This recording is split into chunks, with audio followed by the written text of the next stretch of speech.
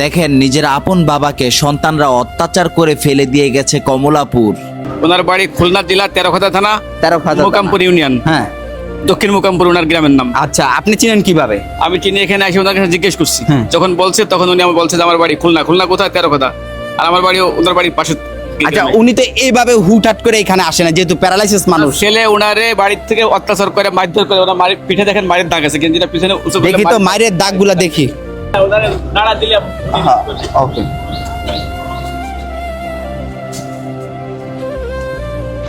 এই যে এখান থেকে কাটা, এই যে এখান থেকে কাটা, দেখাও কাটাটা দেখাও। চিন্তা করছেন? এই যে এখানে কাটা দাগ, চিন্তা করছেন? বসেন বসেন। শোন বাবা, আমি সবার কাছে অনুরোধ করছি, এটা তো কোনো নায়িকাদের ভিডিও না, এটা কোনো নাচ নৈলির ভিডিও না, বা কোনো হচ্ছে রিলসের ভিডিও না। এখানে একটা বাবার জীবন মরণের প্রশ্ন। এই বাবাটা না খেয়ে তাকে আপনাদের কাছে অনুরোধ করছি, ভিডিওটা এত পরিমাণে সবার কাছে পৌঁছে দেন, যাতে ওই যে ভদ্রলোকের সন্তানগুলোর কাছে পৌঁছায়। খুলনা ডাইরেক্ট ট্রেনে উঠাই দিয়েছে, কমলাপুরে এখানে এসে পড়ছে উনি। এখানে এসে পড়ছে। হয় ওনার ছেলে নাকি ওনাকে প্রচন্ড পরিমাণে মারধর করে, আজকে আমরা দেখতেছি। দেখি জানবো ভাই, ওনার কি ছেলে মেয়ে আছে? ওনার দুটো মেয়ে একটা ছেলে। দুটা মেয়ে একটা ছেলে আছে। কোন এলাকায় থাকে? ওনার বাড়ি হচ্ছে খুলনা জেলা তেরোখাদা থানা, তেরোখাদা থানা। আচ্ছা, দক্ষিণ মোকামপুর গ্রাম।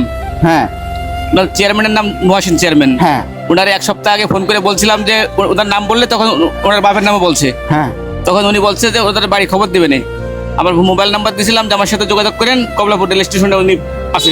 মানে তার পরিবারের সাথে আপনারা যোগাযোগ করছিলেন? হয়, তার পরিবারে আমি পাই নাই, কিন্তু মহাসিন চেয়ারম্যান বলছিল যে যোগাযোগ করে দেবে না। কিন্তু তারপরে চেয়ারম্যানের ফোন দিয়েছি, চেয়ারম্যানের ফোন আর ধরি নাই, আর ওনার ছেলে মেয়েকে ফোন উনি আপনার ফোন দিছিল, আপনার ফোন ধরতে পারেন? আমি ফোন তো দিয়েছিলাম, উনি ফোন ধরে নাই। ধরে নাই। খুলনা জেলার হচ্ছে মহোদয় মহসিন চেয়ারম্যান সাহেবের কাছে আমাদের অনুরোধ, দেখেন ওনার পরিস্থিতি কি, ওনার বাসায় মানে ওনার পরিবারের কাছে ওনারা নেওয়ার ব্যবস্থা করেন।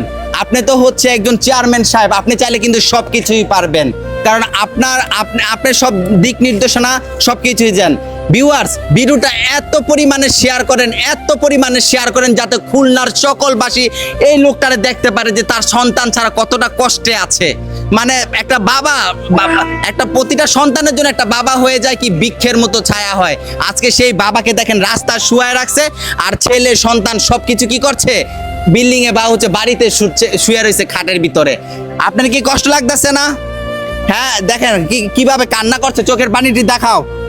এই চোখের পানিতে আপনার সন্তানদের আল্লাহ পাক মঙ্গল করুক, মঙ্গল করুক। আপনার খারাপ লাগতেছে না? সত্যি করে বলেন, খারাপ লাগে না?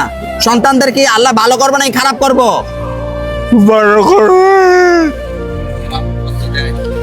চিন্তা করছেন? সন্তানরা এখানে ফালাই থুয়ে গেছে গা, তবুও বাবাই বলতাছে যে আমার সন্তানদের আল্লাহ পাক সবসময় ভালো করুক।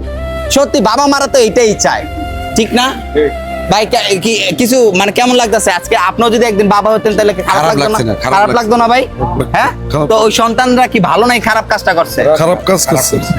তো ভিউয়ার্স, আপনাদের কাছে অনুরোধ করছি এবং খুলনা জেলার ভিতরে মহসিন চেয়ারম্যান সাহেবের কাছে আমার অনুরোধ, শুধু আমার না, বাংলাদেশের প্রত্যেকটা মানুষের অনুরোধ, এই বাবাকে সঠিক স্থানে পৌঁছে দেওয়ার।